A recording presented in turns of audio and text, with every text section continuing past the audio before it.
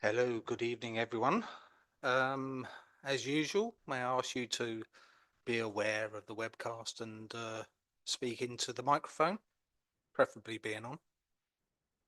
Um, just to kick off then, apologies for absence tonight. We have apologies from Councillor Deering and apology from Councillor Walkham. Councillor Connolly is substituting for Councillor Walkham. Welcome, Maura. Thank you for that. Minutes then. We have before us the minutes of the meeting on the 25th of September. I hope everyone's read them. Are members content for me as chairman to sign these minutes off? Those in favour? Oh, sorry, proposer. Sorry, Jeff. Seconder, Sue. Thank you, Sue. Those in favour? And that's unanimous. Maura. She's going to abstain. Those abstaining? Thank you. And those against? Thank you. No announcements tonight. Just hope you had a good budget day, and I'm sure it will affect us going forward. I did see a few things about the planning and other areas, so we'll have to wait and see. Right, declarations of interest. Do we have anyone with a declaration of interest relating to tonight's agenda? No, we're okay there. Right, I think this is Helen here. You okay? You ready? So this is about transforming East Herts Council. Thank you, Councillor Adams. I've been asked to come and give an update tonight on the Transforming East Herts programme and to give you some ideas as to where we're at and where we're going with the programme. Next slide, please. So we're looking at our transformation savings profile. So you will see here some of these are obviously projected into the future.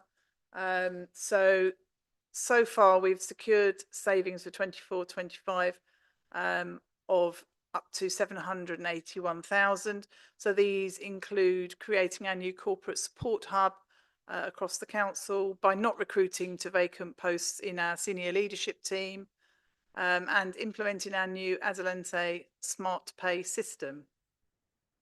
The remaining savings to be achieved this year will come from transformation with our revenues and benefits service, maximising the use of our Capita system alongside utilising the CRM, customer relationship management system, GovTech solution, which is a digital enabler, to automate and optimise processing, delivering the agreed outcomes of the Liberata review of the service. So earlier on this year, we had a review by an organisation called Liberata, who specialise in revenues and benefits.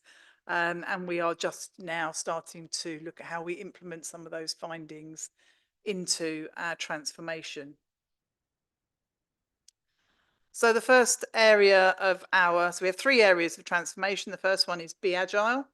So the current activities of our Be Agile stream look to review our staff development programme, the closing of our first phase of the corporate support hub, which created £110,000 savings for this year.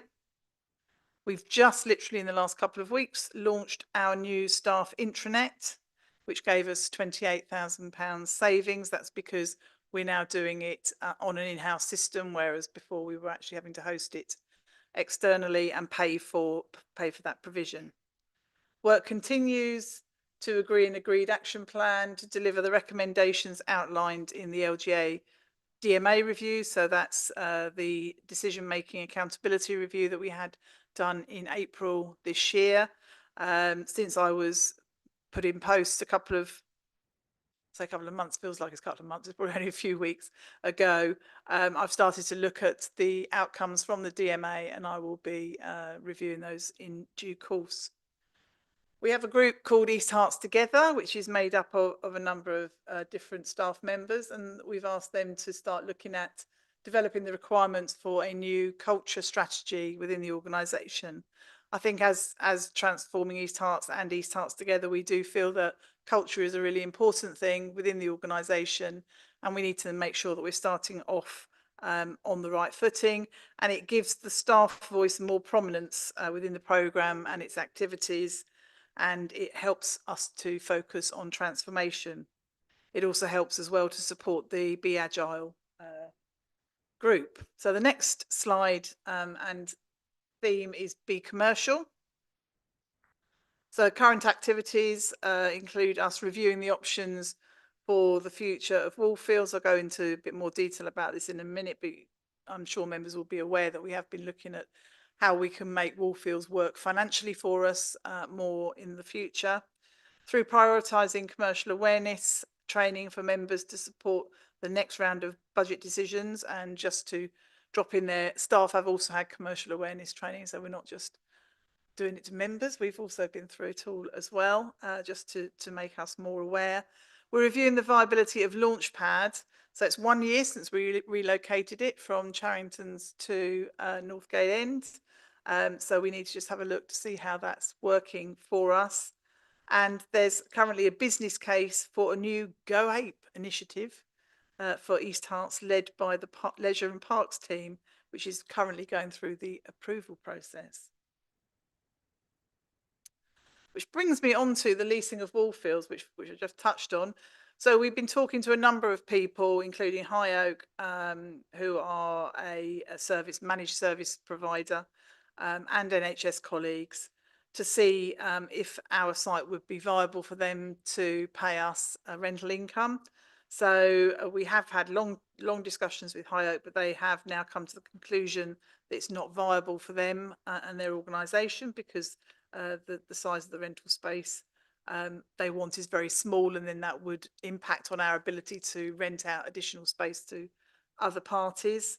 We're still pursuing the options we've got with regard to a local NHS partnership, but we know historically from a lot of things that we do with the NHS that it can be quite slow in progress. So we are carrying on those conversations, but we don't know whether that's going to come to any fruition, and it means we don't get any rental income while those discussions are ongoing.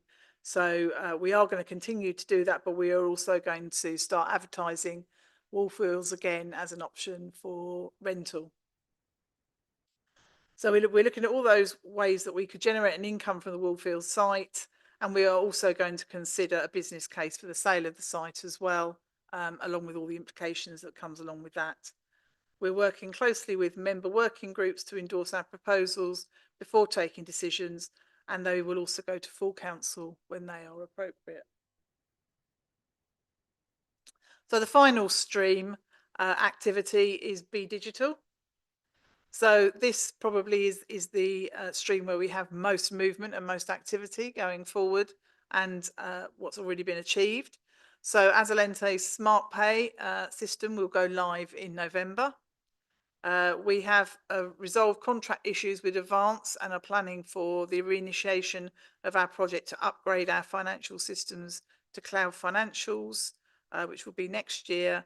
We are finalising our corporate objectives and our key results, OKRs, in 365 Viva Goals, which is a programme that is readily available to us just for a small licensing fee in our suite of Microsoft 365 programs that we already get as part of our licensing, and that will improve our approach to monitoring and reporting performance. It will also enable members of executive in particular to go in and have a look to see how we are performing against targets, and there will be some training in due course, which will be ably provided, I'm sure, by my colleague to my left here, once those systems are ready to go. We are poised to integrate the CRM system with our new waste contractor. Again, you'll be aware that we've been in negotiations to enter a new waste contract, and we need to make sure that our CRM system integrates with their systems so that we can have real-time data going forward for when our customers ring us, and so improve the service that we're giving our customers. We continue to work to optimise our functionality, and also the commencement of automation processes in our revenues and benefits team. So just for a little bit more detail on that, so Adelante Smart Pay, This will replace our Civica Icon system. We're due to go live. We commence in the 18th of November, and I have it on authority from Stephen that that's all going ahead as planned. So that's really good. So it'll be a much more robust system. It will simplify how we take payments over the phone and the web. Gives us much more functionality and improved administration, and therefore reduces costs to the authority. We'll no longer take card payments by the call handler. The call will be transferred to a tone pay system where somebody will be able to key in their card details, and then that will make sure that we continue to be PCSI compliant as far as financials go. So key user training is taking place for that the week before, so 6th and the 8th of November. That's being led by Anita Higgs, who's our transactions team leader. So if anybody has any questions, you can either approach Stephen, but I'm sure Stephen will tell you, please approach Anita because she knows a lot more about it. That is anticipated to drive a minimum of £160,000 savings out per year. So this is our East Herts transformation priorities. So recently, in fact, only a week ago, I asked the leadership team to sit down and go through what the priorities were for transforming East Herts. We are conscious that we're probably a little bit behind where we would have liked to have been. However, there is now the opportunity for us to drive that forward and take out the savings that we need through improving the way that we work rather than reducing the amount of service that we provide. So revenues and benefits, as I said earlier, we've had a review by Liberata. They have provided us with some really good ideas about how we can take those things forward. So we're looking at savings in the region of £200,000 this year, which is due to be identified through project initiation. That will also include optimising the use of our Capita system. So Capita is the system that we use to process all our revenues and benefits. GovTech is another system that is linked more to the CRM, but has some really good digital opportunities within it. So that we're actually reviewing at the moment, does Capita have better ability, or can we also use GovTech to help that become more digital? So this will probably be about an 18-month project, so it's not going to see all of the benefits straight away. And I actually interviewed a potential transformation manager for revenues and benefits a couple of days ago, who we're hoping will come on board and help the team actually drive that forward. So we need to develop the CRM digital strategy and deliver the next agreed phases. We've achieved £49,000 of saving this year through avoidable contacts, but there is a need to continue to develop a clear CRM strategy that aligns to our overall business goals and defines the future phases for CRM. Phase 2 of the corporate support hub, we're at the scoping stage of this. We'll restructure our customer services and our remaining administrative staff, and it will further enhance organisational efficiency. So for those that might not have kept up over the last year, just a little bit about the corporate support hub. So what we have done is where people in different service areas were undertaking a similar role. So for example, processing invoices or taking telephone calls from customers, just your general administrative tasks. We have brought those together under a single manager in order to be able to look at efficiencies of scale and see how we can better deliver that service to the customer. So everything that we're doing is about how we enhance what the service that the customer gets, rather than how if we're actually saving money and reducing resources, it's not impacting on the outcome for the customer. So future of Wallfields, we've already talked about. So this is at business case stage. So we are looking to see whether or not there is a business case for us to sell the site and relocate. I'm sure members that have been around quite a long time will know that we've been through this loop a number of times. But it's prudent that we have a look again just to make sure that we are covering all aspects of that. And we're also looking at a desk booking app. If we do get somebody who wants to take the majority of our office space, then we are prepared to move down to a minimal presence within this office, and we will need a very sharp desk booking app in order to make sure that people can come in and work as they do at the moment. So Adelante Smart Pay we've talked about, and this will lead to ceasing of cash and cheque payments in the future. And this again will give us some significant savings. Advanced cloud financial upgrades, there will be savings that will be realised from a reduced FTE of staff managing purchase orders and invoicing activities. So we started off with some work requiring to map that, so some business analyst work to look at the to be process and present details on what they think we might be able to achieve in savings. So that's all in train at the moment. And my final slide on what we're doing for the Transforming East Herts priorities. Phase 2 of the staff intranet, so say we have just launched that, but we'll be building on features and developing it to be our window to our new digital workplace. 365 tenancy split may not mean a lot to many people. However, when we moved to 365 a couple of years ago, you'll be aware we were in shared service with Stevenage. At that time, rather than putting Stevenage and East Herts on two separate tenancies, we are sharing a tenancy. Sounds quite easy on the face of it, but what it actually makes it quite difficult to do is for us to do things differently from them with our 365 technology. So one of our team, one of our business analysts is actually looking at that at the moment to see how we could just split that out, which will enable us then to maximise the 365 technology. And the final thing on there is the culture strategy. So we know that digital transformation is absolutely key for us to make savings, but we need to make sure that the culture is essential as well, and it matches our ambitions for that digital transformation, because that fosters the organisational togetherness needed to leverage technology and data effectively. So that's a quick canter through where we're at. Happy to take any questions or take questions if I can't answer them. Well, thank you very much, Helen. Just very quickly, Stephen, do you want to? I'm sorry I just have to correct what the Chief Executive said when she said we were stopping cheque and cash payments. What she meant to say was stopping cash and cheque payments here in the office, but the customers will still be able to make cash and cheque payments at PayPoint and the post office. I just think it's very important to make. Sorry, I was being too simplistic. Sorry, Steve. Yeah, I think it's important because obviously councillors will have a concern that members of the public who want to do cheque and cash, particularly elderly members of the public who work in cash pots and cheques, they're not being excluded. We're making it easier for them to pay because it'd be easier to pay at post office and PayPoint. So we're not taking that away from them. We just don't want them to bring them here.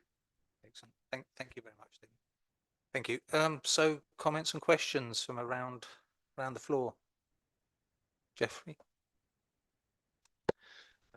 Thank you, Chairman. Thank you, Helen. That was a very good overview of what's been achieved so far. And considering we're 3-4 years now into the programme, it's good to see that the results are starting to come through and the savings are quite clear. Of the various sort of work streams that we have, are there any particular elements that have been proving a bit more challenging than others to be delivered, and is there anything that we as members could help to assist?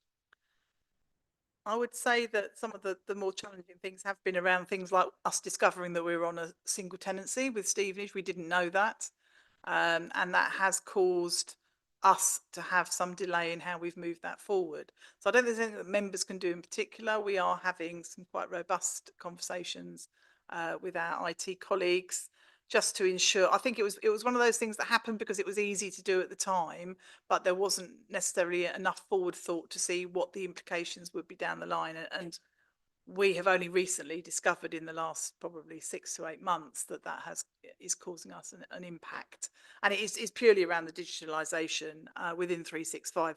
All of the other programmes are independent of that, so CRM is independent of that, but it is purely when we're looking at how we can better utilise 365.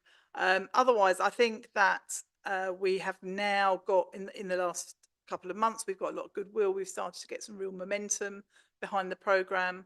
So I'm confident that by probably early next year, we will started to have moved more at pace than we were before. Thank you. Any other questions? Okay, Sue?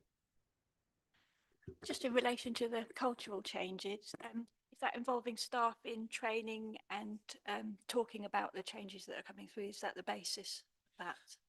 So we started not last week, the week before, when we had all staff briefings. So we've started to talk to staff about the culture changes. It will be led predominantly by our East Hearts Together team, which is a selection of staff across the organisation. And the idea is that they will cascade the information down, but there will be opportunities for members of staff to also engage directly with the programme as well.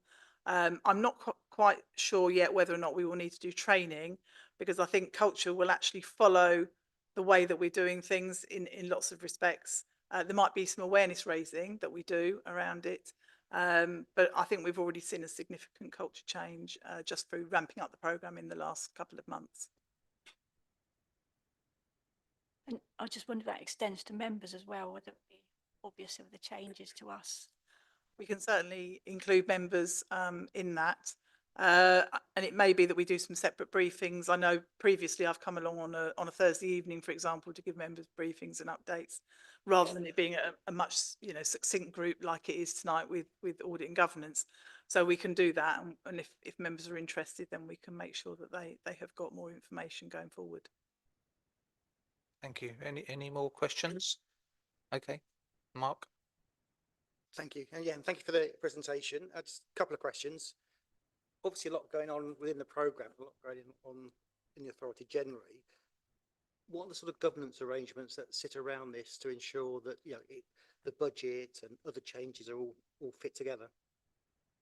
So we have a very well-versed programme manager who does all of the governance for us. So we have a governance board. So I am the programme sponsor. There's a governance board that meets monthly. There are people who are dedicated to leading the 3 strands that we've talked about, which is be digital, be commercial, be agile. They meet separately with a subgroup of people to move ideas forward, to develop business cases and other things, as I've discussed. And then that comes back to the board on a monthly basis.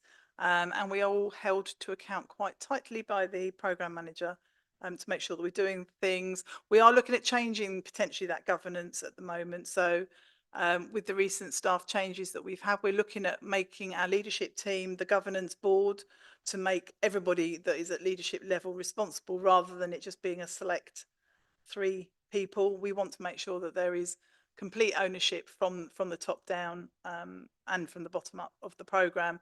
And by making the governance board switch from how it is at the moment, we will still have the same level of governance, but we're looking at moving it to the leadership team. A couple of others, that's okay.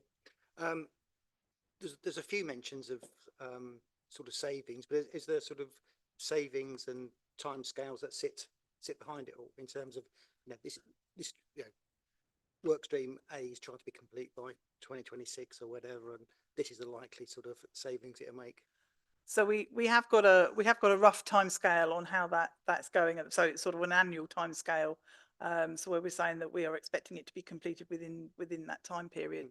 I don't think we've been as good as we are now getting at doing that. So we now are looking at it in a much more robust way, and we are putting timescales against programs. I think, as I said earlier, last week the leadership team actually sat down and prioritised the items that we're going to take forward and the timescales in which we're going to do that.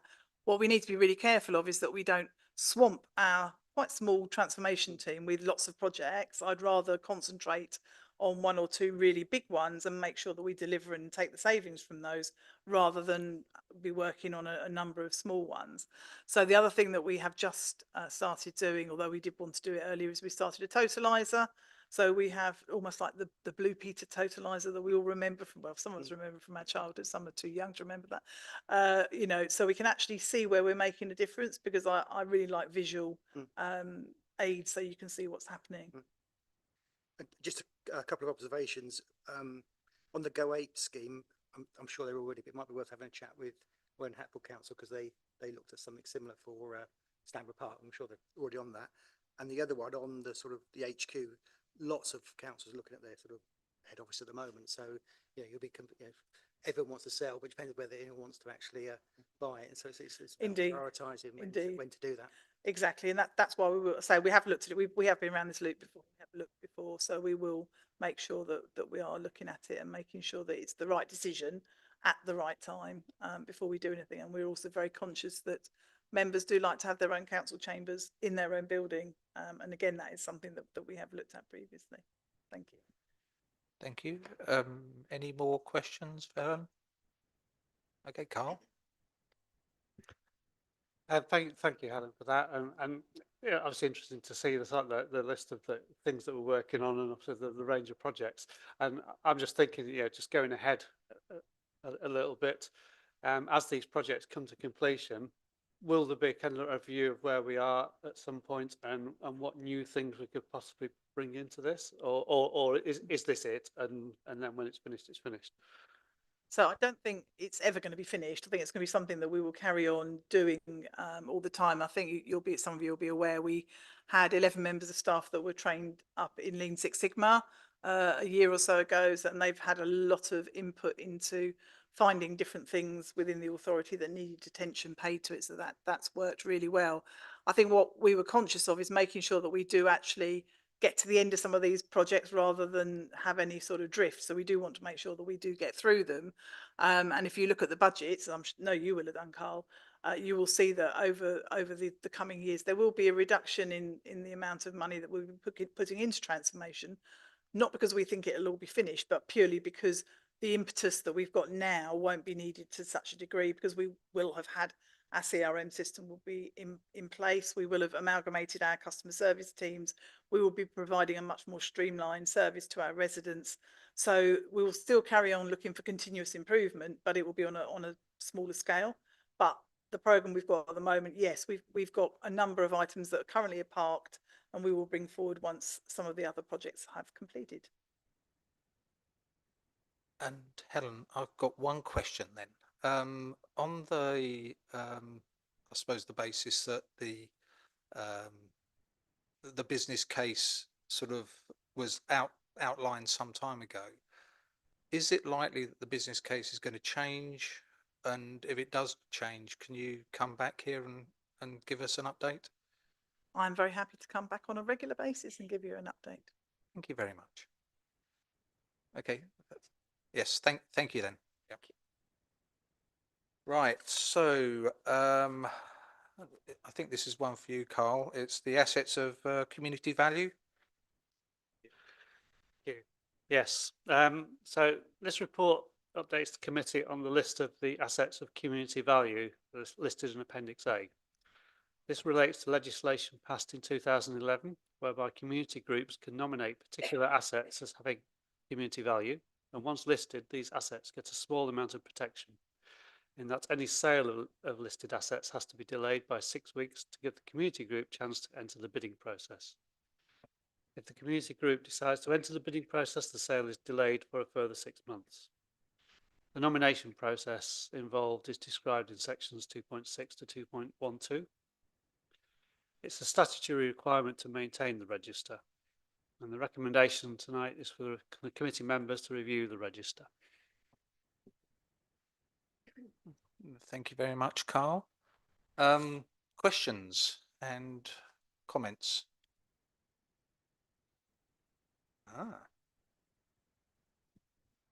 Maybe, yeah. Yeah, just a couple ones. Yew Tree Walken is on there for a 10-year period. Is there a reason why that is? I don't know the specific case there. I don't know whether it's a typo.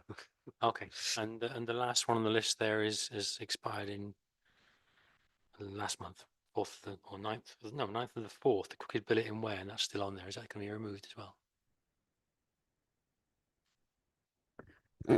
So what we've been asked to do under some recent guidance that's come out is actually keep a list of everything that's been on the register at any point, so people can go back to it and refer to it. So we're going to start doing that now.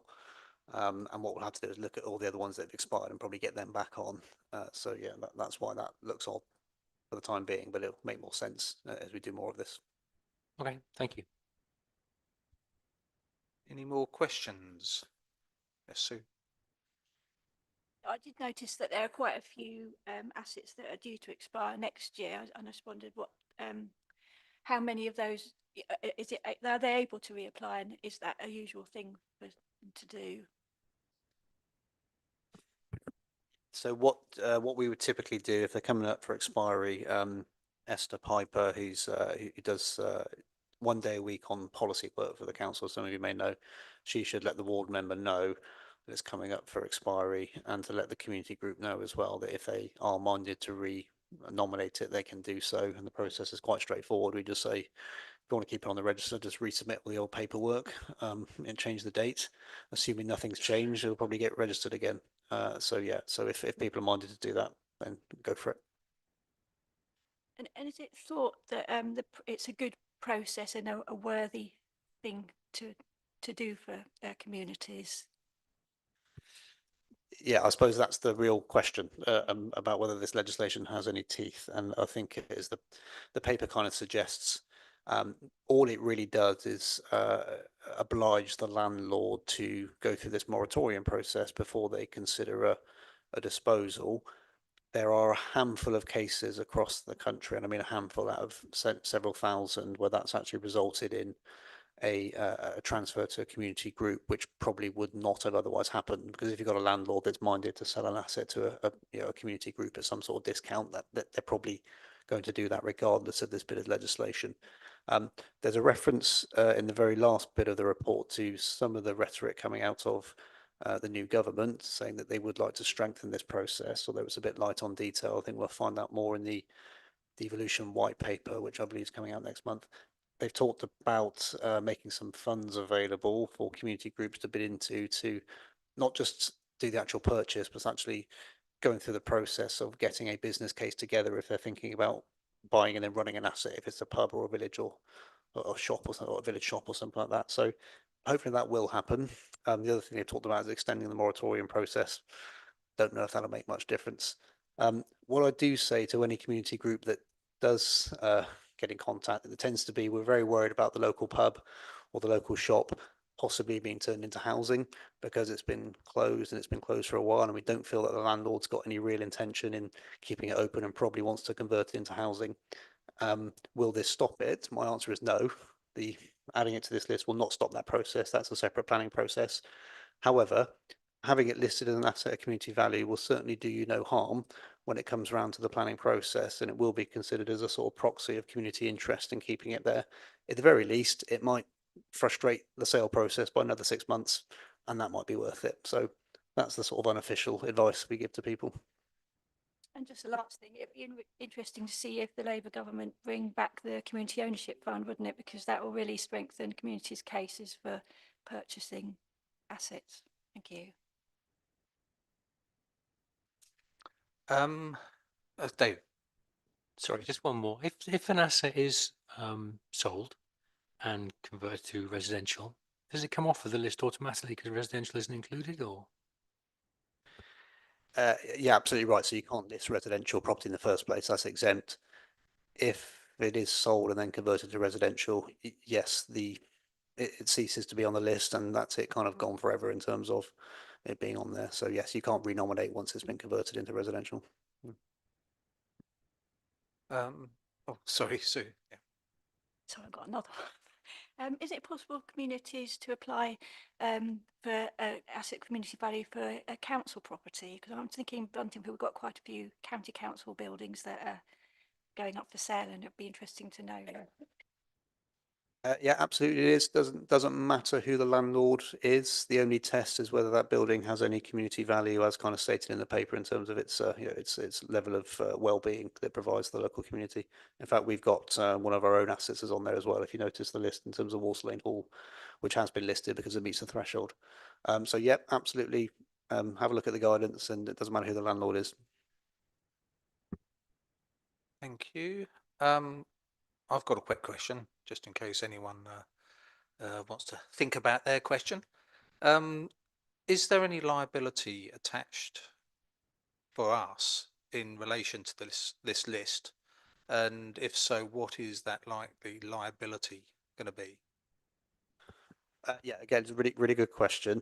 So if a landlord can prove that having to go through this process has somehow jeopardized a disposal on the market, and it's had a financial implication to them, we could be liable for costs, and I believe it goes to the first tier tribunal for consideration.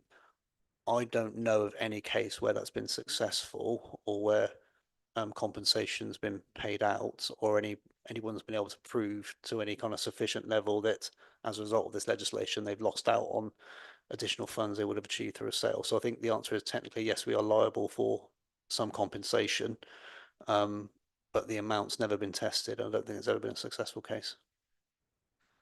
Okay, thank you. And is there anything in the pipeline? So I note that everything here is 23 and earlier. Is there anything I suppose you're averaging what, 4 a year new to the list? What's coming up in this year? So I think in the very last paragraph there, or just in one of the, I'll get up here, it's so we've got 31 listed and another 4 going through the process, 3 of which are in Stone. We've had a bit of a flurry of activity from the parish council there, which is absolutely fine. And then the other one's it's a footpath in Bengio. It's a bit of an odd one in terms of the ownership and the utility of it, but that's going through the list. That's going through the process as well. So those 4 probably will be registered and they'll be published on this list fairly shortly. Excellent, thank you. Any more for any more? No. So thank you for that. The recommendation on page 20 is that we review the asset register, and I suppose we'll continue to review the asset register going forward. Can I ask for a proposer and a seconder? David, thank you. And Jeffrey, thank you. So those in favour of the recommendation? Thank you, yes. Unanimous then. Thank you. That's carried. Okay, next one, I think, Debbie. This is the value for money report 21-22 and 22-23. Debbie, thank you. Okay, thank you, Chair. Before taking you through some of the detail in this report, just wanted to give some overall context and also explain why this is referred to as an interim value for money report. The reason for that is twofold. Firstly, we haven't fully concluded our work in all of the areas. We're still looking at, in terms of the Council's capital programme, and some significant overspends and delays on some of the key schemes, where we've received last week some further information from the Council and have sent back some further queries to follow up on that. The other reason is that we can't finalise our value for money reporting until we actually are issuing our audit opinion in relation to those financial statements, and we are not yet in a position to do that. We need to do that by the 13th of December, which is the backstop date that's been set by a statutory instrument that's been issued by the Minister for all audit opinions up to the financial year ending 31st of March 2022 to be concluded, where accounts have been approved and produced. So that's the reason this is an interim report. So this will come back to you in the format of a composite report, which includes the audit opinions as well as our final conclusions in relation to value for money. I think we do raise some fairly significant issues in this report, and they will flow through and impact in terms of the actual opinion. And I think before taking you through the value for money, because this is quite a complex and unusual situation, it's probably worth me just explaining a little bit more about the status of the opinion audits and the statutory backstop dates. And I'm sure members will have some questions as I get to the end of the report. So in terms of the backstop dates, these have been set by the Minister to basically clear the audit backlog and to reset the public audit system. And I think it's important to note that it's a system-wide issue. It's not purely related to auditors. It's actually related to all key stakeholders, so local authorities, finance teams, audit committees or equivalents, as well as SIPFA and the NEO and FIC as regulators. So it's a system-wide issue, which means that there is a significant backlog in terms of completion of timely audits of financial statements for public sector bodies. So what the backstop date means is that by the 13th of December, all audits up to the 31st of March 22 need to be concluded, but that can only be done if there's a set of financial statements for that year that has the public inspection period has been held for, which is a period of 30 days during which members of the public can come and look at those financial statements and raise questions for the councils, and that those accounts are then subsequently approved in order for an opinion to be issued. We obviously can't issue an opinion on a set of accounts that hasn't been approved, hasn't gone through appropriate inspection, or hasn't been prepared. So that's why the issues that we raise in this report around the processes for the financial statements are very important, because there's certain procedures we need to undertake to issue an opinion. And at the moment, we're not in a position to do that on your 22-23 financial statements. So there's further information we need, and there's further actions the council needs to take to enable us to move to a position of being able to issue an opinion by that backstop date. So if I pause at that point and then move on to talk about the value for money work. So the value for money work we undertake alongside our audit of the financial statements, which we would obviously normally be doing. The value for money work covers 3 key areas. So we have to look at the council's arrangements for financial sustainability, for governance, and for improving economy efficiency and effectiveness. And this report covers our assessment of arrangements for both financial years 21-22 and 22-23. You'll see on page 37, if you're using electronic page numbering, or page 7 if you're using our hard copy numbering, that we identified 2 potential risks of significant weakness. The first of those is in relation to governance arrangements, and that relates to the non-publication and preparation of financial statements for those 2 years, and also failure to publish the annual governance statement. And I'll go through that in a bit more detail. Having completed our procedures to assess that, we have concluded that is a significant weakness in the council's governance. The reason for that is that the financial statements are an absolutely crucial piece of information for the stakeholders and the residents of the borough to understand the council's financial position on a historic basis, and therefore we feel that that is a significant failure in governance. The second area where we identified a significant or risk of significant weakness is in relation to improving economy efficiency and effectiveness, and that is in relation to the delays and significant overspends on some major projects, the main one of being the Hertford Theatre. As I said, we're still concluding our work in that area, and so we have not yet in a position to say whether there is actually a significant weakness in arrangements or not. If I then can take members of the committee to page 40 of the report, again, page 10 if you're using our numbering. So in this, we've set out our key findings around financial sustainability for the council.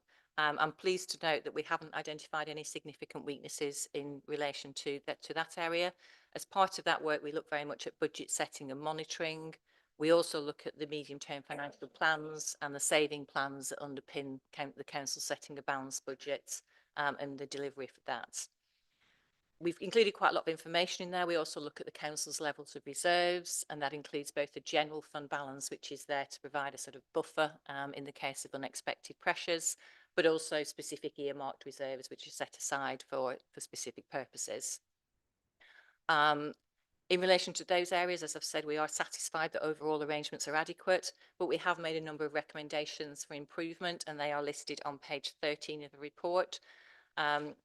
We've also made reference to the peer review that the council had undertaken in relation to some of its financial planning, etc. And I think some of the messages in that very much echo our own findings about difficulties in following some of the information through the financial reports that are presented to members. So fundamentally, we think that arrangements were sound for those 2 years, but we do think there's areas for improvement. We also note that there is something that the council has to calculate, which is called a minimum revenue provision. And that's basically monies that have to be set aside to repay borrowing in future years. The council has previously been debt-free, but has moved to having borrowing, which has largely been to support the capital programme over recent years. And as a result of that, now does set aside MRP.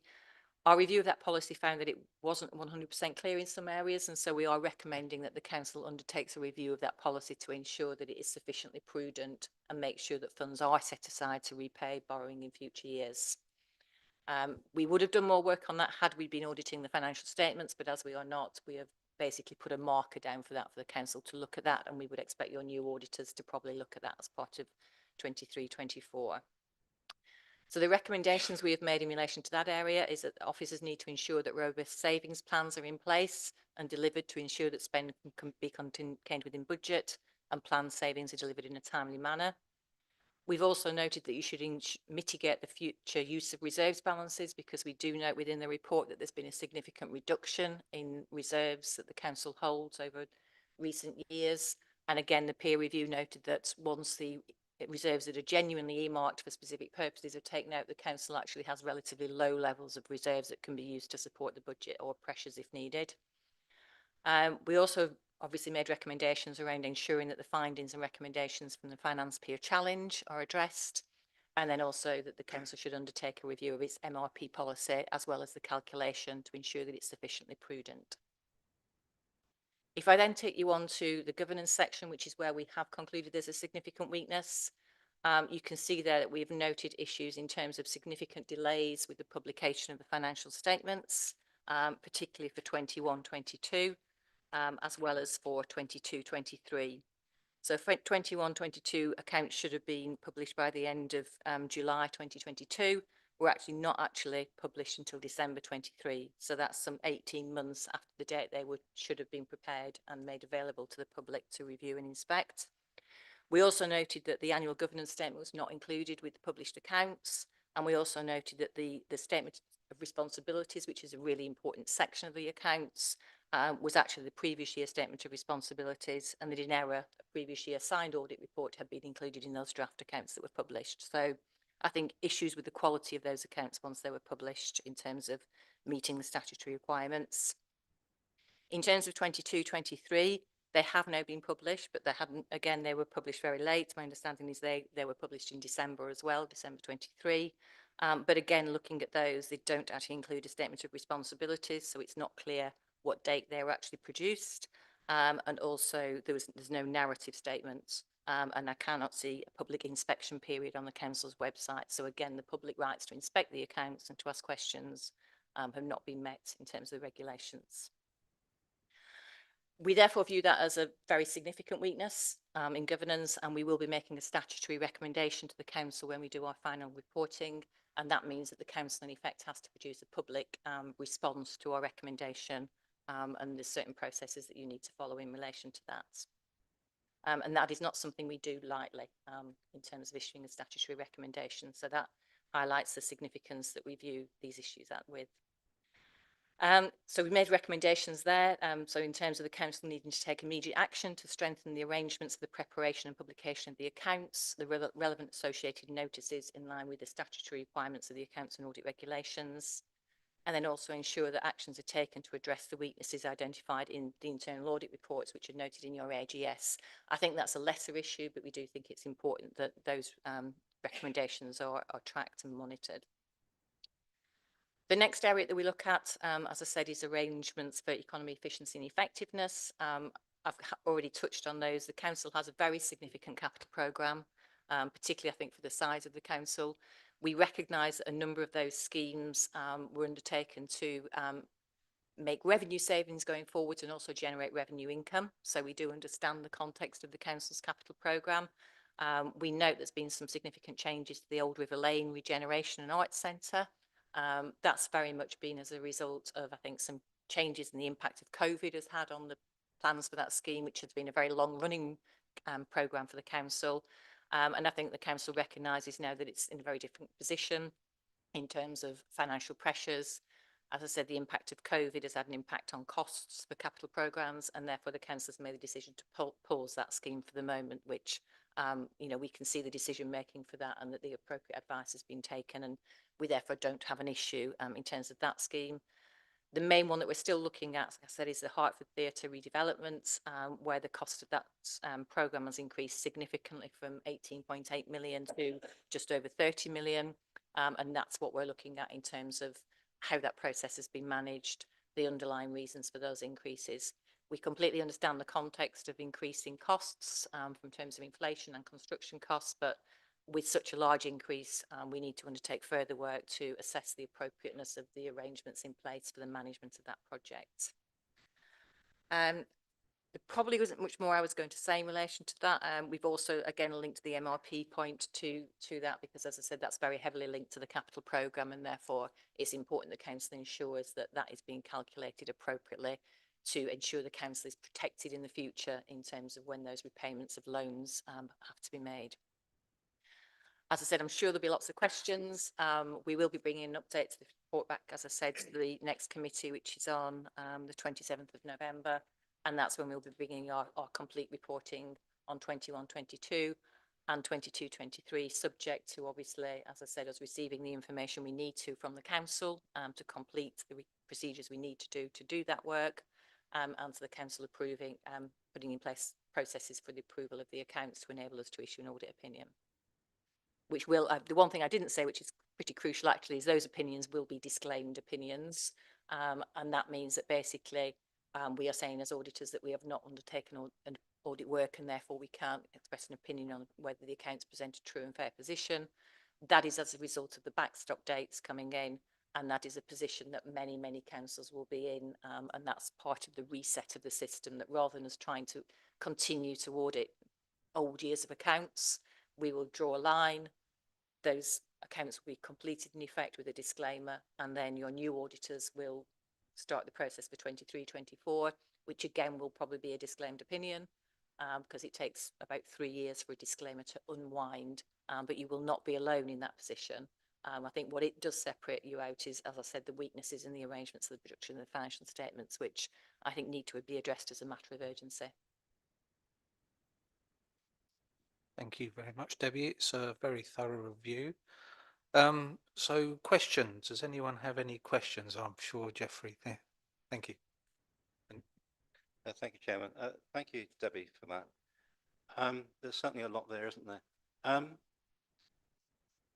If I may, from my position as the previous executive member for financial sustainability, and having worked with our finance team in the past, I'm sort of struggling to sort of recognise some of the issues that have been highlighted here, particularly in relation to the non-preparation and publication of financial statements.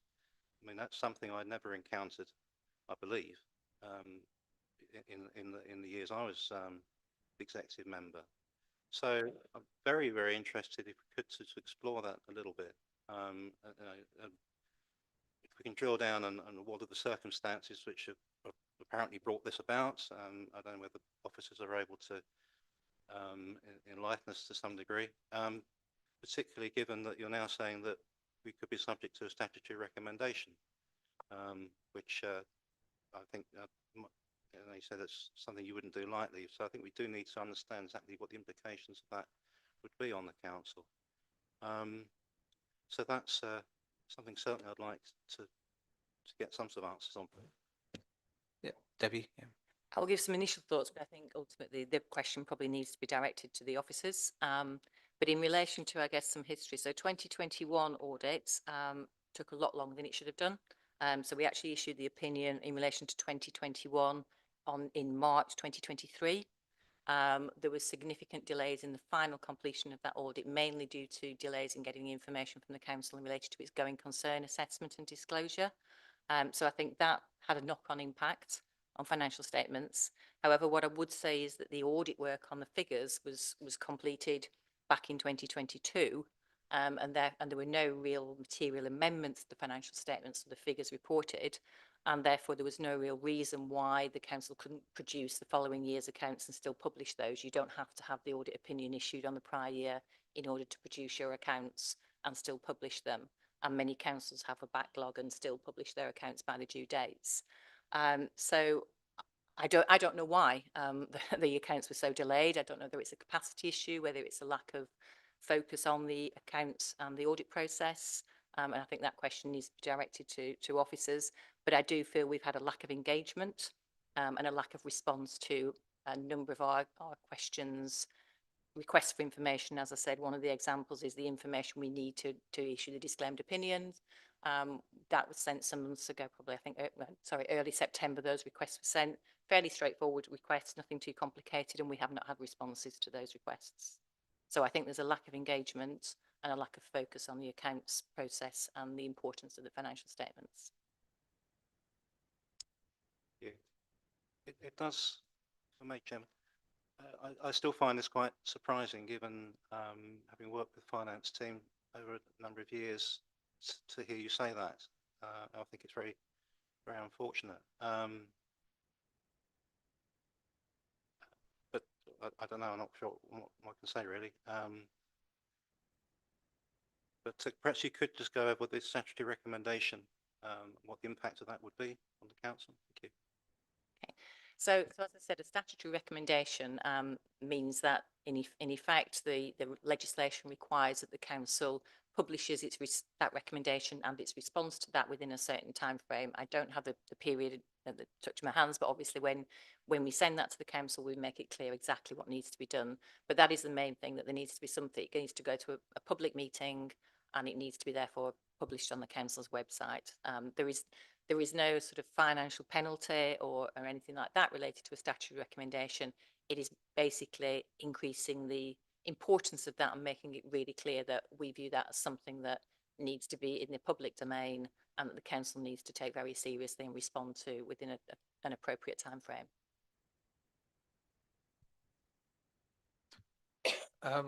Yeah, just following on actually from Jeffrey's, given that it's a serious thing, I think that do we have an opportunity to respond, or does the council have an opportunity to respond prior to that, or not?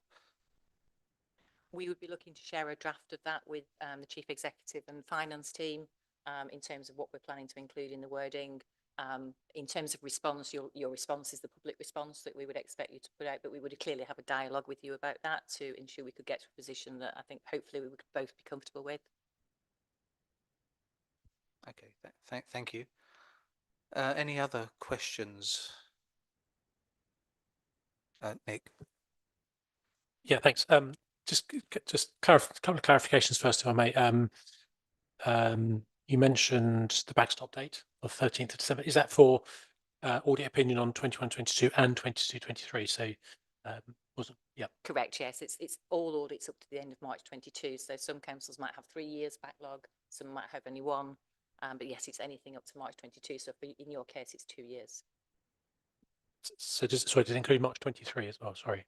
No, for March, sorry. Yes. 21, 22 and 22, 23. Yes, yep. And then 23, 24 backstop date is the end of February 25. Gotcha. Yep. So that's actually comes around very quickly. Yep. After that date, and that will obviously be your new auditors that will need to consider whether they can complete an audit in that time frame. Yep. Okay. But again, I don't think the council has published 23, 24 accounts yet, so I would think that would be quite a challenge for them. Okay, and the other point of clarification, just in terms, just moving away from the accounts, the financial sustainability point.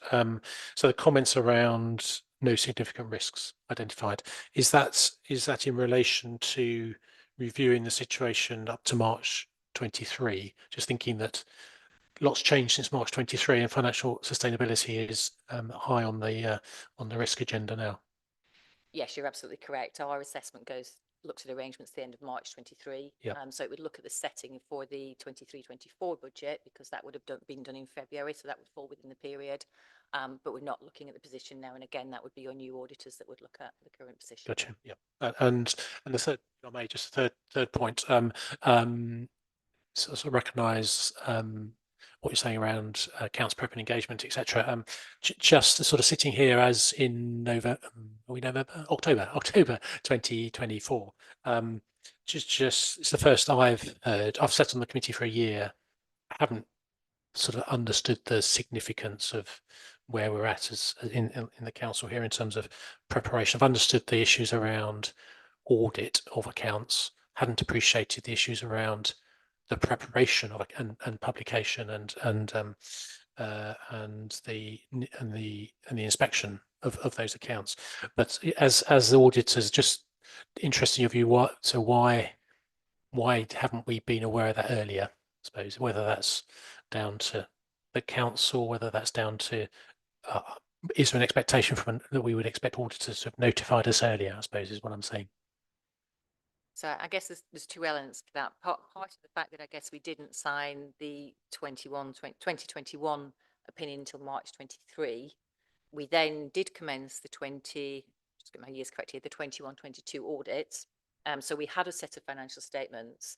It's when we went to check have they been published and has the inspection period occurred that we found that actually they weren't published and the inspection period hadn't occurred. So we were working on a draft set of accounts that had been produced for us to undertake some audit work. We scheduled that work from January to March 23 originally. Then we hadn't received all the information that we needed, so we did some further bookings. So we carried on doing further work in March, and then we also came back in July and August, and then October to November, and still were not able to complete the audit. So that was nearly 12 months afterwards, and then obviously we've then moved to reporting. So potentially we could possibly have brought something back to this committee earlier on reflection and hindsight to sort of flag that. But equally, this committee is the committee that's responsible for receiving the financial statements and for ensuring that the council is producing those as well. So I think that maybe you should have been receiving more information from officers about kind of the status of the public production of the accounts as well as the audit status. So I think reflection all round probably on greater clarity. But obviously the sort of delays and the significance of the delay on 2021 did have a knock-on impact on our work in particular. Thank you there. Any other questions? Maura? I'm just substituting on this committee tonight, and I don't know very much about finance. I think most of us knew that there was an audit issue within the country. I suppose I would have expected our council to have just continued normal processing until at some point the auditing system would have been fixed. Can we expect some form of investigation to find out what's happened with those processes within the council and a review and a response back to this committee? I guess I'm asking. Yeah, well, one second. I mean, Carl, have you got any view on that? It's obviously something I can have a discussion with officers on going forward. Thank you. Yes, Sue. It's also a bit of a concern that I think you came to our first meeting of the new administration in May 23, and we've not seen anyone from Ernest Young since then, and perhaps that's part of the issue. I think we come to the meetings when we have reports to present, and so if we're not able to conclude the audit and we're not in a position to do that, we wouldn't necessarily come to meetings. As I said, I think the issues with the kind of not publishing and reduced engagement has probably been a more recent issue. We have had some challenges doing the accounts, as I said, for 2021, but I would say we actually did have a good relationship with members of the finance team in terms of sort of getting the information and recognising that it's quite a small team and there sometimes are therefore capacity issues, and we try to be sensitive to that in terms of just recognising that if the finance team's small, they've also got budget preparation to do, and there are certain key peaks and times when actually they don't want to see auditors because they were lower down their priority list, and so we do try to recognise that. But I think ultimately the responsibility for producing financial statements that are signed off as presenting fairly by the Section 151 officer sits with the council, and even if those accounts aren't audited, it's really important that they're produced and there's an internal QA process to make sure that they represent an appropriate position and that they are brought to this committee for information and made available to the public. So even if we're not doing the audit, those things should be happening, and there should be processes within the council to make sure that's happening. So I think the point that was just made about a review to understand why this has happened from the perspective of the production of the accounts is really, really important, because you need to get back onto a kind of normal process whereby you're producing the accounts by the due dates. So this year, for example, for 23-24, the deadline for the production of the accounts was the end of May, and the council has still not produced any 23-24 accounts. Thank you there. Any more? Helen. I just wanted to come in there because obviously I wasn't involved in this process until I think sometime in August when I first got in contact with, or Debbie got in contact with me. But we did provide, you did ask for some information in August, and we did provide information in August, so I provided it on the 15th of August to Rachel, because I think you weren't around at the time. So you're saying that you'd sent information, asking for information, and we haven't provided anything. That's not true. We have provided information back to you. Yeah, but I just want to say that we haven't been sitting there doing nothing. We have been beavering away and providing information for EY since August. I think it might just be helpful to clarify that. So absolutely, I think the information that Helen's referring to is to support the value for money work, which was provided in August, and we have looked at that. The information we haven't received is the information in relation to us being able to issue a disclaimed opinion, which is information about the public inspection of the accounts, and also what we would call assurance letters, which we asked to get from the monitoring officer, the Section 151 officer, from the chair of the audit committee, and they basically cover certain ISA requirements. So we ask whether you're aware of any frauds, internal control procedures, etc. And we need those to basically complete the minimum procedures that we're doing to issue the disclaimed opinion. I think it's those that we haven't had back yet. They would have been asked for in early September. That we have sent chasers, and we still haven't received those. So we'll be chasing again on those. I think I sent an email yesterday following up on it again. Did they come to me then? Because I don't believe I've seen those. They would have gone to Stephen as Section 151, but also copied to Alison. Thank you there. Can they come to me then? Thank you. Any more questions? So I've got a couple of points, and I'm probably new to the game in the sense that obviously this stuff was before probably most of us were elected, so it's quite new and it's quite distant. Now, I'm assuming that you're probably having similar conversations with other councils. Do we fare really badly on this, or where do we sit relating to your other councils? Is this something that we should be, you know, are we relatively bad or are we bad? Okay. So I guess I've only got one other council from the councils that I audit that is in a similar position, and we will also be issuing a statutory recommendation to that council. In terms of the audits that EY does, we've probably got a handful that are in the position that you're in, and that's probably out of 100 or so audits. So I would say it is very serious. We are saying there is a significant weakness in governance, and we're issuing a statutory recommendation. And as I said, I've only, in my 30 years audit career, I've only ever done one other statutory recommendation. So they are issued only when we're very concerned about something. And I think just to make the point, I would an additional point which I didn't make. So part of the reason we haven't reported earlier to the audit committee is we were trying to sort of discuss the issues and our concerns with senior management. We struggled, well, we didn't get responses to requests for meetings for that. So I actually reached out to yourself, if you remember, as the chair of the audit committee, to say, I need to discuss this with you because I'm not getting a response from management. And I would say since that point, I've had some very helpful discussions with Helen in relation to the issues. So, I guess from our perspective, that was our escalation process of saying we've been trying to have some discussions around this. We're not getting responses. Therefore, we've escalated. And again, we always have auditors have the route to discuss things directly with the audit committee. It's very rare we actually have to take that option to go through that route. Okay, and I suppose the other point, and this is relating to Jeffrey's points that he doesn't necessarily recognise this back in 21-22 when he was, I suppose, in charge of financial sustainability. I think it's probably fair for us to obviously have a discussion around this, because we take counsel from Councillor Williamson and try and identify where we think things are going wrong. So referring to obviously Carl's point that we need to look at this, I think it's fair to say that we've got to be fair, and we've got to find out where things went wrong. So I suppose my view would be that we'd obviously like to respond.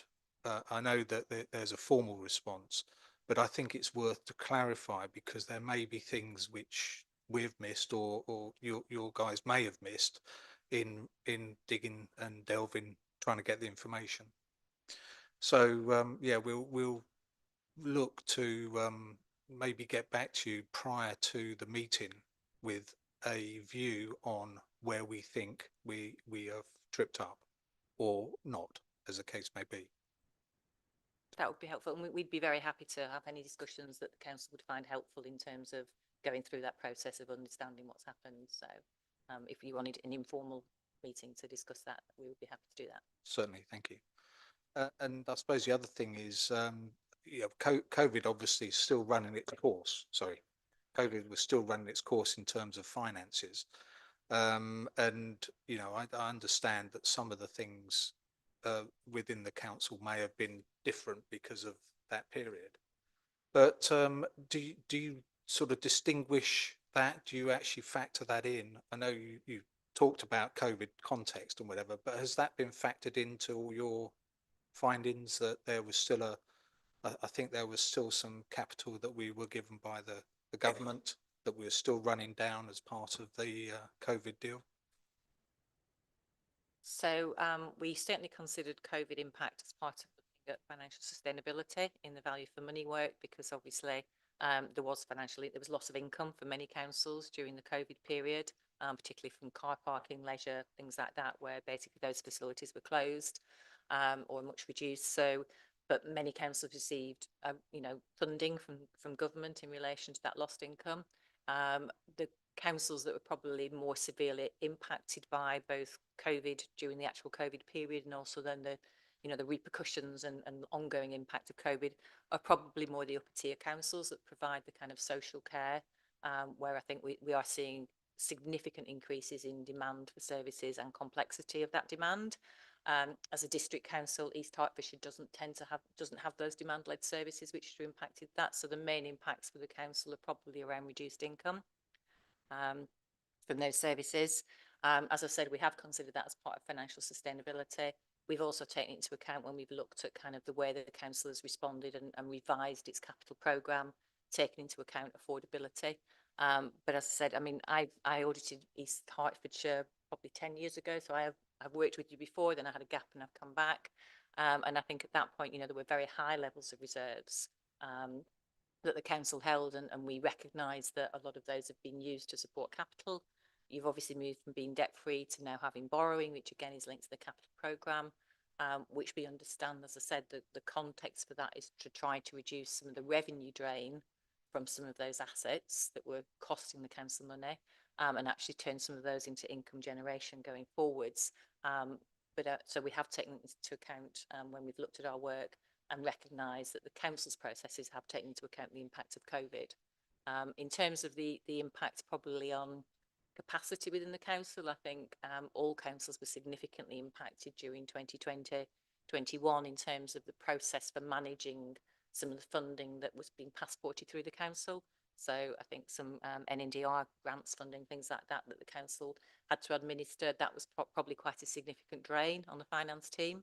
Certainly from our experience of working with many councils. So, as I said, we have tried to recognise that and be sensitive to those pressures in terms of undertaking our work as well. Thank you. So one more sweep of the floor, if anyone does. Oh, Carl, sorry. Yep. And Sue later. Yeah. So just thinking about sort of the 21, 22 and 22, 23 accounts. Obviously, there's still some work to do there, and we've got this deadline coming up on 13th of December.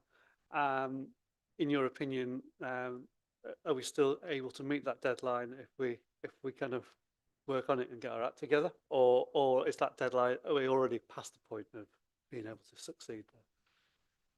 I think for 21-22, if we can get the information that we've asked for, we haven't had a deadline for that, so we're still chasing for it. So as I said, it isn't complicated information, so I would hope that the council can get that to us for 21-22.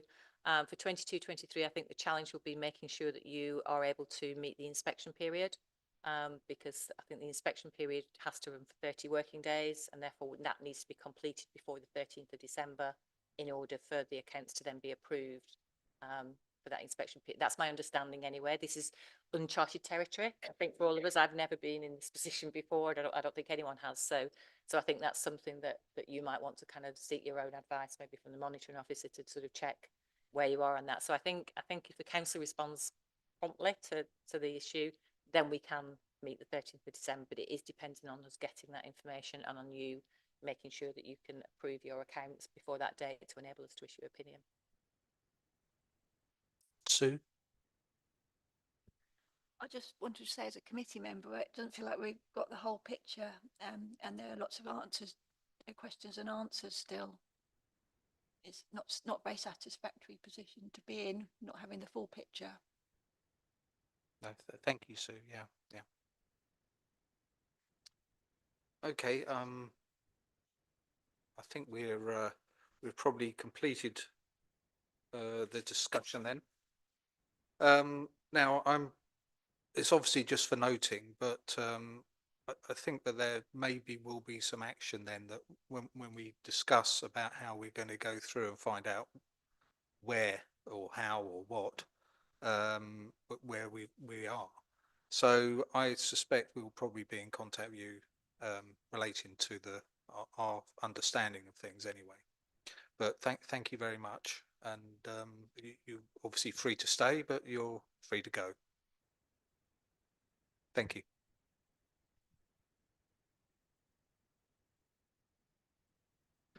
Okay, agenda item number 8, the annual Treasury Management Review 23-24. Is that for you, Carl? Thank you. Okay, so this report is the annual Treasury Management Review and Prudential Indicators for 23-24. The report is in Appendix A, and members are invited to make comments on the report.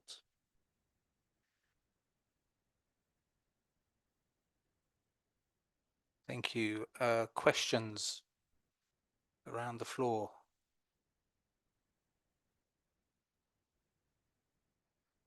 You may have got away with that, Carl. Oh, you've got a question. Question yourself. It's not so much a question as just a couple. There's a couple of errors on the report which I spotted on page 66. The very bottom of that table, there's some arithmetical errors which need correcting. So members shouldn't be misled by the numbers there. I think the bottom numbers it should be 3.4, 23 and 19.6. I think it's just a calculation error. Again, another similar one on page 68. There's the total investments, the first column should say 30.6, and again it's just it's strange how that can go wrong, because you'd think it would be a spreadsheet that would calculate it automatically, but it clearly isn't. No, exactly. So we're using manual processes still. So Nick. Yeah, thanks. Thanks for mentioning those figures. There's one other figure. I wonder whether it's right as well. So just it's a really challenging report to understand. Actually, I find it really challenging. But on table 3, where we talk about the borrowing position, 31st of March 23 says 31.5. 31st of March 24 says 41.5. But if I go back to table 1, the external borrowing is 31.5 and 50. So I couldn't quite work out why it's 31.5 and 41.5 in table 3, but 31.5 and 50 in table 1. So that could just be my misunderstanding, but I couldn't follow. Carl. Yeah, I'll probably have to look at this. I'll just have a quick look, but yeah, on the face of it, I can't see why that is. I don't know whether anyone else can see it. I wonder whether, with the corrected numbers have been checked, whether the report could be recirculated, because it's hard to understand anyway, but when the numbers don't quite agree, it's even harder. So I'll appreciate an updated copy. Certainly. Thank you. We'll do that. Jeffrey. Well, maybe I could just ask, thank you. Given this is the review looking back at last year, and therefore, you know, what's happened has happened, is there one thing that we as a committee need to take away from this? A one-word summary or any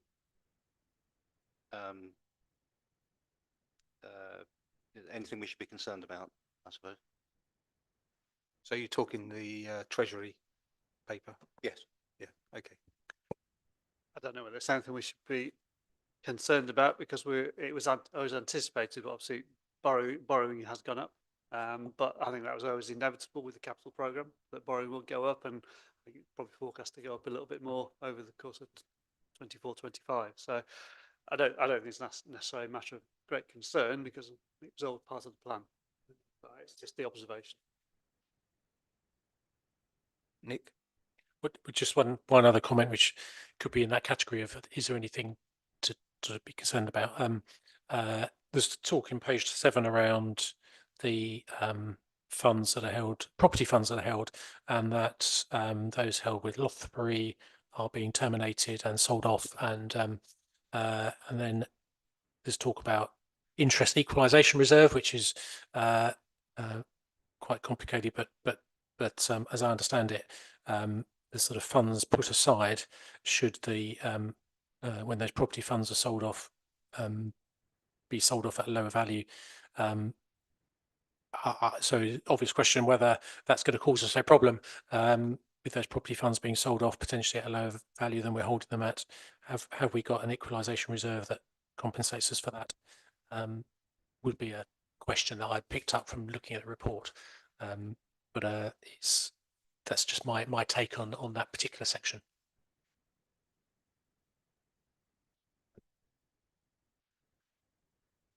Just have a go at answering that. I'm just looking in the agenda item 10. There is a statement of the reserves, and I'm just seeing if I can see it in the.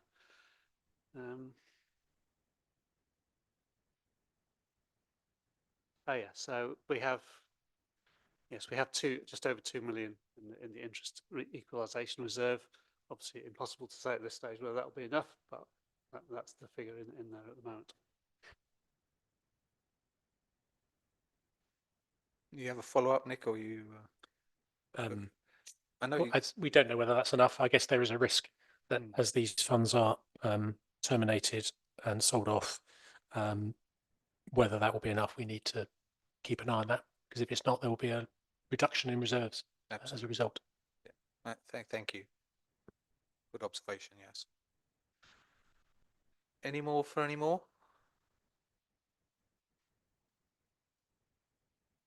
Okay, so on that basis, there's one recommendation, page 58, and that is that members examine and comment on the annual Treasury Management Review and prudential indicators for 23-24. Can I have a proposer and a seconder? So proposer, thank you, Sue, and Maura, thank you. Thank you. And can we vote those in favour? Thank you. Unanimous. Thank you. That is carried. So next one, monitoring of the 24-25 Q1 corporate risk register. Is that you again, Carl? Yeah. So this report provides the committee with the corporate risk register, which is attached in Appendix A. And this details how East Arts Council manages the key risks to the council. It's obviously quite a complex report, but members are invited to comment. Thank you. 2 back-to-back difficult documents to review. So, okay. Yeah, thank you, Chair. Just a quick question. Just bearing in mind the sort of previous presentation from EY, does anything need to be sort of swept up and added to it or included as part of that report? Good point, Carl.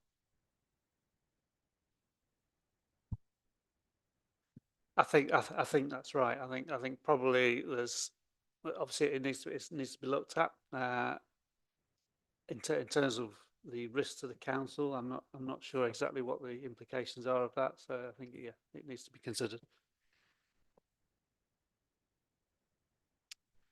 Any other comments?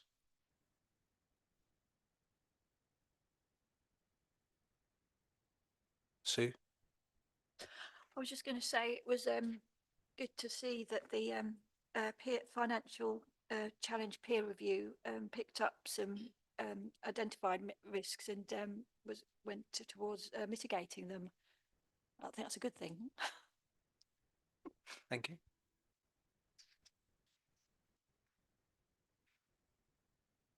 Any more? I think that's done. So on that basis, page 75 of the agenda pack, the recommendation for the committee is the 24-25 Q1 corporate risk register and actions being taken and control and mitigate risks be noted. So members, this is for noting, it's not for voting on. So thank you very much. The next item, agenda item 10, the budget, the medium-term financial plan for 25-26. Unfortunately, is this you again, Carl? Yes, fortunately. So this report sets out the savings requirements for the medium-term financial plan for 2025 to 2035. Assumptions included in the 25-26 budget, the risks and uncertainties facing the council in setting the budget, and the timetable for the budget setting process. The medium-term financial plan 24 to 34, which was approved at council on February the 28th, 2024, included a savings target of 5.6 million for 25-26, of which 4.2 million pounds worth of savings had been agreed, with a further 1.4 million to be identified over the course of this year. Subsequently, the Q1 forecast has identified further ongoing budget pressures of 0.55 million, taking the additional savings requirement for 25 to 26 to almost 2 million. A number of assumptions have been made regarding council tax increases, government support and inflation. 3 models have been created: the base case, the optimistic case and the pessimistic case. The proposal is that the base case is the model to be used for the budget setting process, as this reflects the outcome considered most likely at the moment. The details of these assumptions are shown in the paper. The full medium-term financial plan based on the base case is shown in Appendix A, and the outcome for the optimistic case is shown in Appendix B. At this stage, there are many uncertainties ahead. Some of these are outlined in section 2.1 to 2.3 of the paper. I expect clarity on a number of these to emerge over the course of the next 3 months. And in fact, today, obviously, we had the budget, and that might sort of give us some clues as to some of the funding we might expect to receive from government next year. In the interim, the council will work on the base case assumption, and the leadership team will work on setting a balanced budget for 25-26 with the actions shown in section 2.9. The 24-25 savings programme has also been reviewed, and details of the progress on this are shown in Appendix C. Finally, a summary of the council reserves is shown in Appendix D. There is still much work to be done to bring council finances back to a sustainable level. We can hope for extra support from the new government, but there's no firm indication yet that this is going to happen. So the plan is to make a realistic assumption and find solutions to close the budget gap internally. I propose this paper and I'm happy to take questions. Thank you, Carl. Questions, anyone? Jeffrey? Thank you, Chairman. Thank you, Carl. I appreciate this is the first time the budget paper has come round, isn't it? In the budget cycle. And at this stage, it's pretty much just a sort of scene-setting document, isn't it? You know, just laying out the various assumptions and the position as we know it.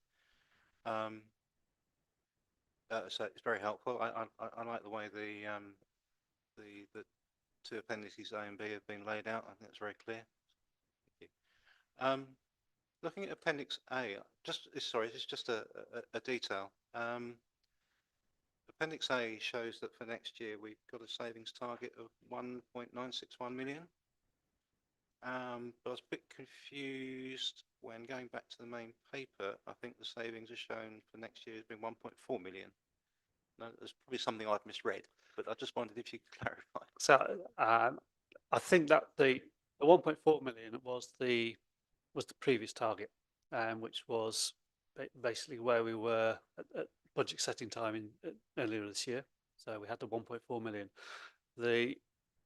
What we've got here is obviously some new figures that have gone in there based on the outcomes of 24-25 so far, which have just moved that target up a little bit to 1.96 million. So the 1.96 is the new figure. The 1.4 was the old figure, and I can't remember where the old figure came in the report, but that's where it. I knew it'd be something obvious. Thank you. Thank you. Oh, sorry, Maura.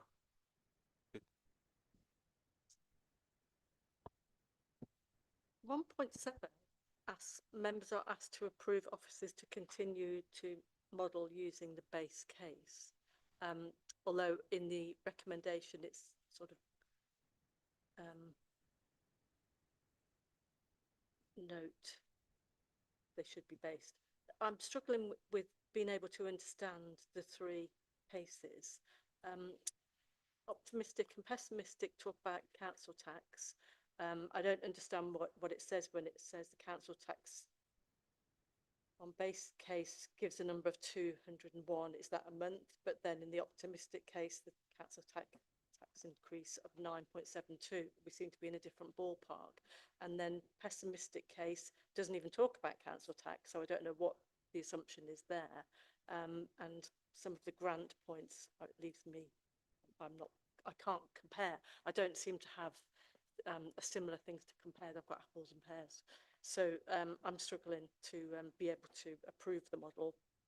I'm sure the base case is perfectly fine, but the document doesn't help me to make that decision. Okay, so I'll just try to explain.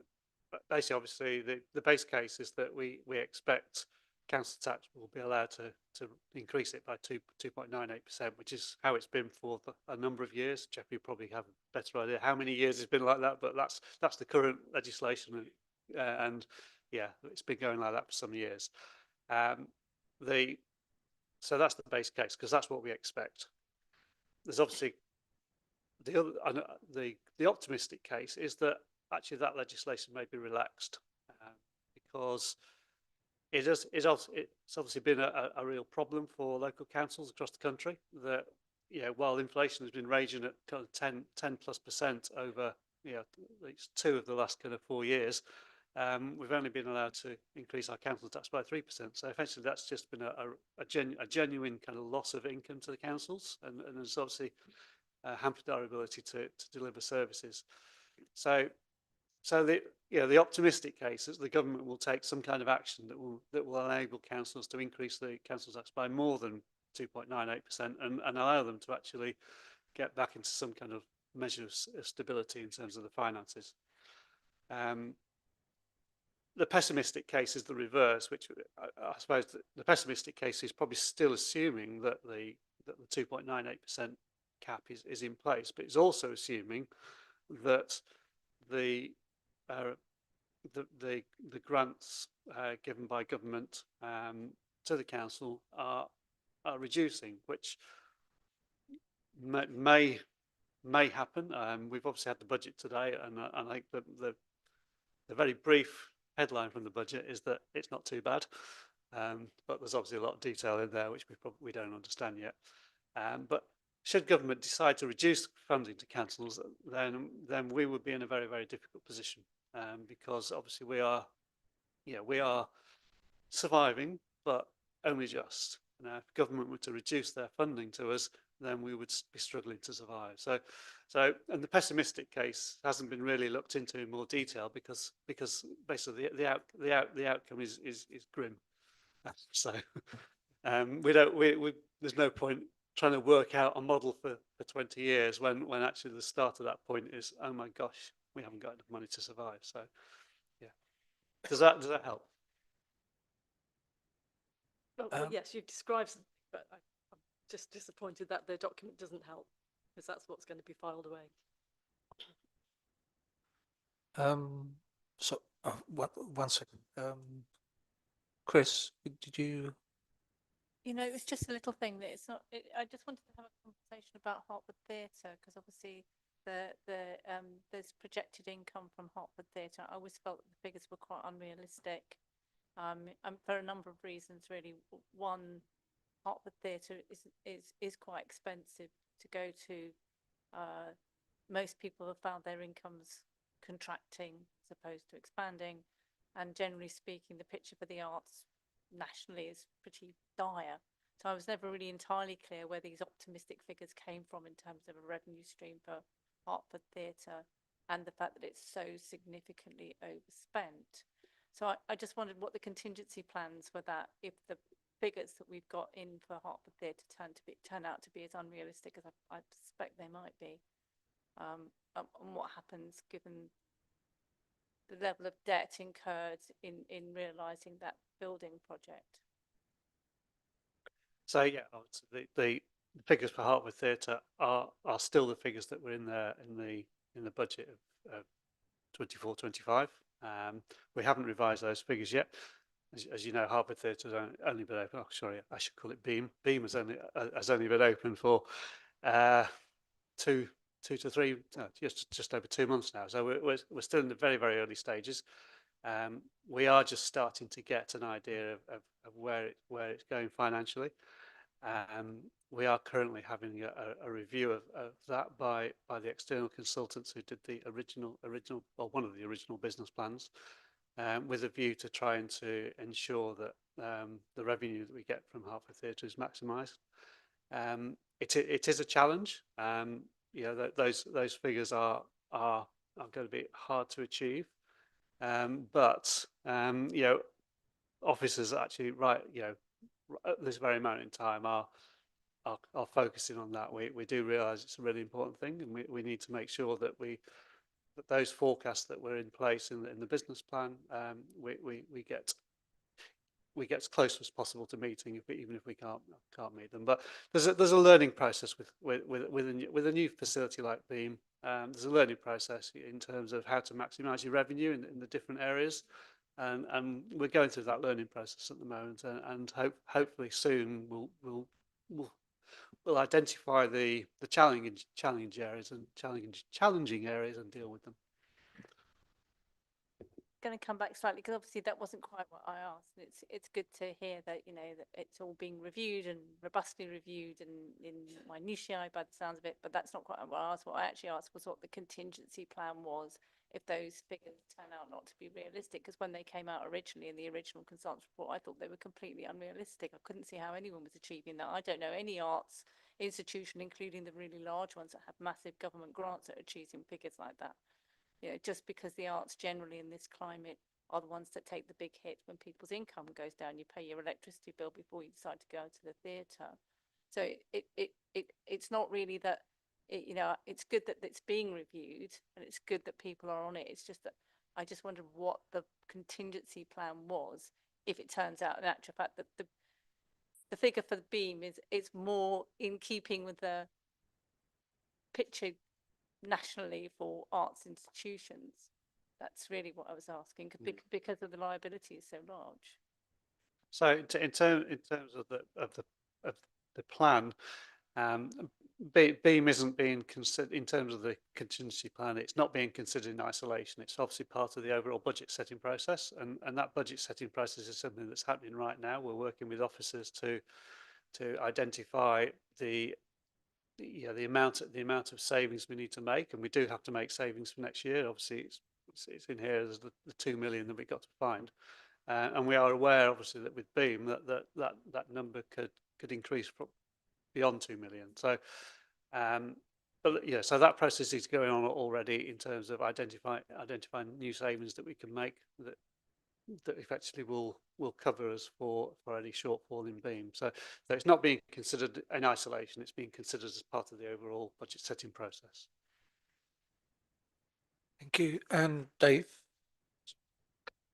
Yes, just one one quick one. The single person discount, I don't think that came up in the budget today. I may have missed it, but I'm just a bit confused. The pressure of £660,000, and it's to do with the fact that the average national council tax is higher than our council tax. Does that mean that if we raise the extra money from them removing the single word discount, we end up paying more back to central government than we'd receive? I don't understand the wording there. That's all. Sorry, whereabouts in the report? 2.3.4. Different. Oh.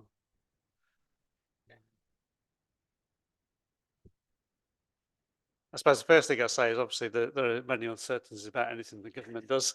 So I'm not particularly aware of this one on its own. It's not something that's come up in our discussions as a big thing. But yeah, I do see it. I do see it there in the report. I think the officer to my left here might be able to give a better answer. But we can look at that. I can speak to them about that and come back to you. Sue? Yeah, I just wanted to say that there's a lot of turbulence going on in finances at the moment, and things like the extra burden of the waste collection, variable interest rates, and not knowing validity of income streams, and waiting for news from government. It's going to be really important to find a replacement S151 officer so we can monitor the situation carefully. Yes, it's not going to be easy. They are in short supply. I think there is a national shortage, and I am aware that there are other councils in Hertfordshire, I believe, that are also looking for Section 151 officers. So there's a competition out there to find them. Nick?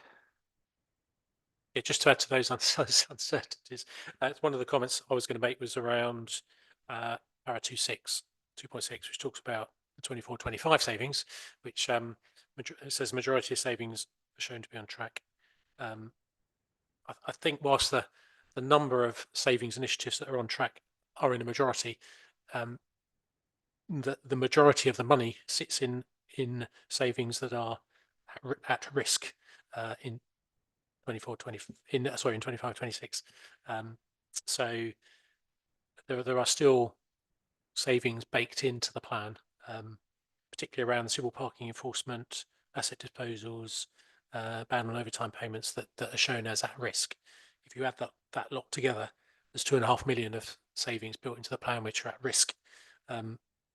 Maybe they just be late in coming, but with a 2 million hole in the initial view, there's a potential for that to go to 4.5 million if those at risk turn into non-deliverable. So, and that's over 20% of the cost base of the service costs that the council are providing. So, important for us, important to understand the risk, how risky the deliverability of those current year savings are, which we need to deliver. Otherwise, next year is going to be twice as hard. I can just answer a couple of those points. I think on the asset disposals, the biggest source of income from the asset disposals, it relates to the Old River Lane scheme, where we are waiting for the development agreement to be signed. I think until that is signed, it's at risk, but I do believe that signing of that is absolutely imminent, and I don't know whether we've lost Ben, but yeah, so we were expecting that to be signed by the end of October.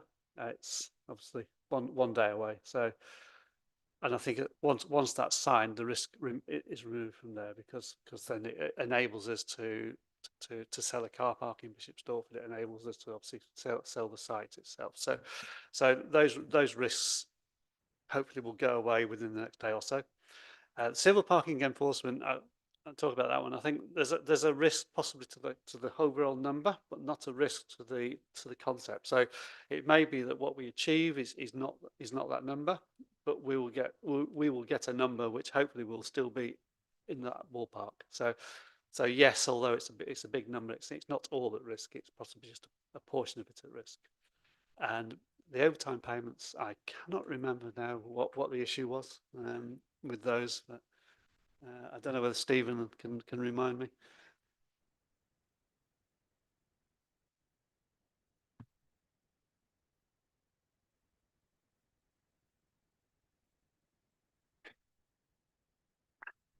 I almost understood what he said then. I think it's basically it's more of a budgeting issue, and it's to do with vacant posts. But so I don't think it's a real kind of loss of that money. I think it's just the way it's budgeted. Any more questions around the floor? I actually have one that's probably easy to answer. So this is back to the figures. Now it's been raised on social media and other areas about that figure that's down here, sort of 1.8 million, 1.92. Is that pure profit for us, or is that the revenue we're getting from Beam? No, that 1.8 million is the profit. It's pure profit Yeah. after all interest and whatever. Yeah, but I believe that's the case. Is that right, Stephen? It's after the interest is taken account of, or is that considered separately? And is it repayment of loan sort of thing, or is there a mixture of costs there?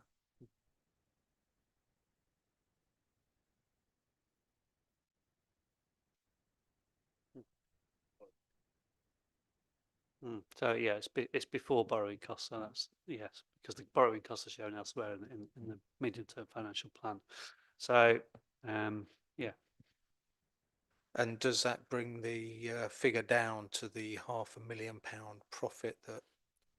Yeah, Okay. I think that's right. Yeah. Yeah. Okay. Thank you. So no more questions. That was a tough one, I think. So there are two recommendations, page 82 of the agenda pack. Note the budget proposals should be based on the base case presented in paragraph 1.4, with a council tax increase of 2.98, contract inflation of 2.5, no inflation in any other goods and services budgets, and that the provision for the National Pay Award will be 3% as agreed by the exec on the 1st of October.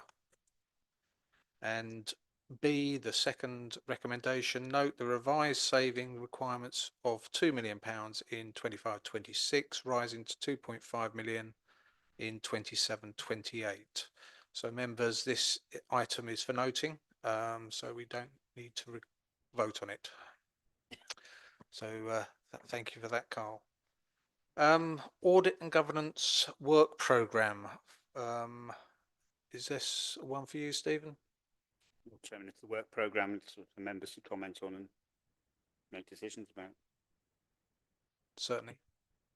So anyone got any questions about the work programme? So page 98. Sue. I was just going to say, even with the extra meetings, it's still a full programme, isn't it? So thank goodness we're having the extra meetings. Thank you. So we have got the April date, so that should be of interest. Any other points on the programme? No. Very good. Thank you very much. On that basis then, on page 90, oh, sorry, Sue. I just noted that there's a meeting in May and then they're not one till September again next year. Is that a good position to be in?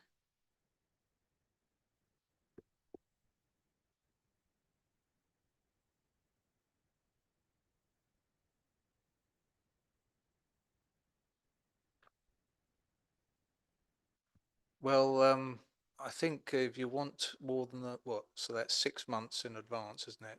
Sort of May. So, what are you suggesting? Yep. Sorry, Michelle. So I know that Katie Mogan was looking at populating the work programme for next year. Obviously with the outgoing Section 151 officer, that might be a conversation that we need to have. So I can carry that forward. Thank you, Sue. Any more, Nick? Just wondered, in light of the conversation earlier, it's not for me to suggest additional items for the agenda, but whether when we next meet in a month's time, whether we could have an update on the preparation and publication of those accounts that we talked about and where the status is, so we can understand the progress and the likelihood of meeting the deadlines and for the 2 or 3 years that we talked about. But that's just a suggestion. Yeah, I think Michelle, that would naturally go in there from today's meeting, would it? Yeah. Okay. Thank you. Any more? Oh, Jeffrey. Yeah, I'm sorry. I know I come up with this every time. Apologise for not being original. The January meeting, I think we've got,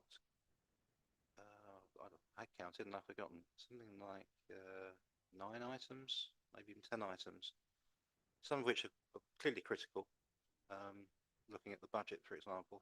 And there are things I know we need to do, like review the mid-year treasury management situation. But are there things on there that could be postponed, perhaps, such as the data protection update? I don't know, perhaps anti-fraud plan. Are they data critical? Otherwise, I can see this being a very, very long and difficult evening.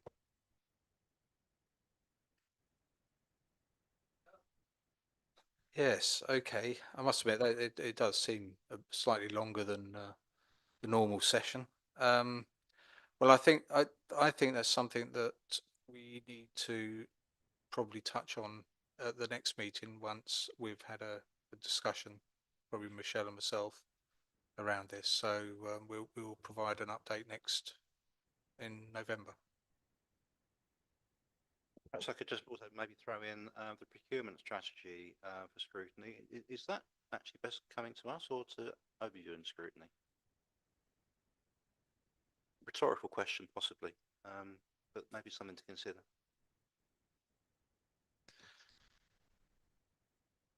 Well, yes, I've been informed it's coming to the correct meeting. Then that's fair enough. Okay. Thank you. Any more? Okay, on that basis then, the recommendation detailed on page 98 of the agenda pack. It's not 98, is it? Oh, it is 98, yeah. Is to approve the work programme as set out in the report, pending obviously any discussions next meeting, and to specify any training requirements. Now, just on that note, I must admit it did occur to me that maybe some of these reports we should discuss. So we'll just flag that specify any training requirements. We need to do that, I think. So you know, if you could talk to me or communicate with me on things that you'd want to be trained on, then we'll do that. So could I have a proposer and a seconder for the work programme? So Sue, thank you. Seconder, anyone? Dave, thank you. So those in favour, please raise your hands. It's unanimous. Thank you very much. That is carried. So, is this the last item? It is. Urgent items then. We might be able to get out before 9. So no urgent items. So on that basis, thank you very much. It's been a busy evening, but we've got through. And so at 20:54, this meeting's closed. Thank you.